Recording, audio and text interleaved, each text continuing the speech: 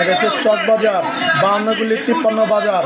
এখানে যে কোনো ইফতারির আয়োজন করা হয়। দেখেন কত ইউটিউবার, কত ক্যামেরাম্যান সবাই চলে আসছে এখানে ভিডিও বানানোর জন্য। দেখছেন এখানে সব কিছু পাওয়া যায়। 400 টাকা পিস। কি মুরগি এটা? জি, এটা হলো দেশি মুরগি না, সরি দেশি না, দেশি না, ব্রয়লার মুরগি, ব্রয়লার মুরগি। এটা দামটা বেশি হয়েছে।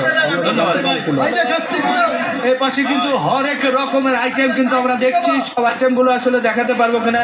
এটা কত ভাই? এটা 300 টাকা পিস। 300। আচ্ছা, 300 টাকা পিস। এখানে কিন্তু হাজারো মানুষের ভিড় জমেছে।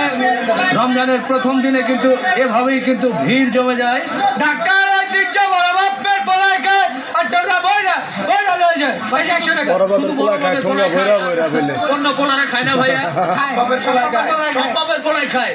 কারণ আছে সব বাপের পোলা খায়, কারণ আছে কয়টা আগে থেকে তো বাজারটা, তার জন্য যারা আগে খাই গেছে তার পোলা নাতিরা বাঁচা আছে। এরপরে সামনে দেখেন এখানে কিন্তু আমরা দেখছি একেবারে খাসির বিশাল লেগ রোস্ট।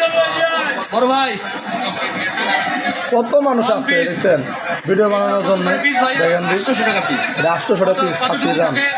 হাফ কেজির উপরে আছে। রান্না করেছে কে? বাবুর্চি। আপনারা কত বছর যাবত এখানে?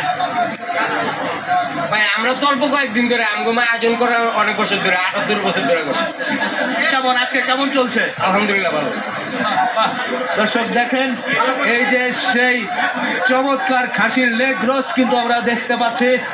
পাশাপাশি কিন্তু আরো অনেকগুলো আইটেম খুব সুন্দর। সেই আইটেম যারা খাইতে চান চক বাজার চলে আসবেন। এগুলো কি সুতি কাবাব? সুতি কাবাব 52 53 বাজার।